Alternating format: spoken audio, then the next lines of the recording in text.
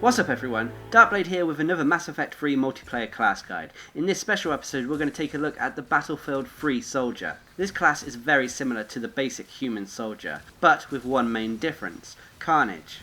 This gives him a lot more potential with his damage output and easier access to fire explosions without having to rely on consumable ammo. At first, the Battlefield 3 soldier was only available for some players, but has since been made available to all players during the game's lifespan. Now, like all my videos, I spec the Battlefield 3 soldier for the harder difficulties in the game. I start by maxing out Adrenaline Rush, putting points into shield boost over power use. The main reason for this is I will be using Adrenaline Rush as a defensive ability rather than an offensive one. Next, I put points into duration over melee damage. Lastly, I put points into hardening over damage for added defense when the ability is used. Next, I max out Carnage. I start by putting points into damage over armor damage. I will be using Carnage against all enemies, thus I picked damage over armor damage. Next, I put points into recharge speed over incapacitate. Both of these options are good, but because I want to be using Carnage as much as possible, I went for recharge speed. Lastly, I put points into damage over radius. Carnage already has a small radius to its impact, and as I will be using this ability a lot, it made more sense to pick damage. Next, I max out Frag Grenades. I start by putting points into armor piercing over shield overload. I do this because on the harder difficulties, there are a lot more enemies that have armor. Next, I put points into bleed damage over max grenade. If you have the grenade capacity gear mod, then max grenade might not be as useful as the damage over time effect put on organic targets by the bleed damage. If you don't have the grenade capacity gear mod, then max grenades might be more beneficial for you. Lastly, I put points into damage over radius for an increased damage to the grenades. As for the passives, these are down to personal preference. With Alliance training, I go up to rank 4, putting points into damage and capacity over weapon damage. Both of these options are good, but as I will be focusing on using Carnage and my grenades as much as I can, I will benefit more from increased power damage than I would weapon damage. You can go up to rank 5, putting points again into power damage if you were confident enough to skip out some points in fitness. With fitness, I go up to rank 4, putting points into durability over melee damage for extra health and shields. As for your weaponry, you need to take something light in order to use Carnage as often as possible. Aim for the 200% cooldown mark, and take a weapon that you are fond of. As for the permanent gear slot, go with something to increase the amount of grenades you can carry for the best result. Anyway, let's get into the heart of the episode and talk about the Battlefield 3 soldiers, moves and abilities. The first move available to this class is Adrenaline Rush. This ability allows the Battlefield 3 soldier to go into a heightened state. Its main purpose is to increase weapon damage, but with points in hardening and shield boost also grants some defensive aspects. With hardening, the Battlefield 3 soldier will take 40% less damage while Adrenaline Rush is active. Combine this with shield boost, which gives your shields a 100% increase, means that Adrenaline Rush can be used greatly as a defensive ability. Also, shield boost has a hidden aspect to it. When used, it will restore a portion of your shields if they are dwindling. It will also remove any damage over time effect you have on your character, for example being hit with the Banshee's Reeve ability. When you activate Adrenaline Rush, your weapon will also be automatically reloaded, without any reload animation, as long as you have spare reserve ammo. The downside with Adrenaline Rush, the way I have it set up, is you cannot use any of ability whilst it is active, except for grenades. So, when Adrenaline Rush is activated, use your grenades if there are large groups of enemies in front of you. Adrenaline Rush has no animation to activate it and can be cast while sprinting. You can tell when Adrenaline Rush is activated by your character gaining hexagon shapes around his armor. One more downside though, unlike single player, Adrenaline Rush does not slow down time in the multiplayer.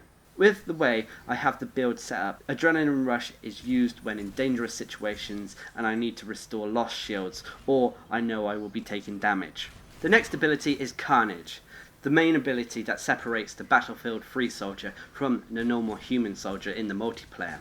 With this ability, the Battlefield 3 soldier will fire a vicious blast that will rip targets to shreds. It has a small radius to it, so it will affect multiple opponents if they are stacked up near each other. It does have a decent amount of damage, but is especially effective against armoured opponents.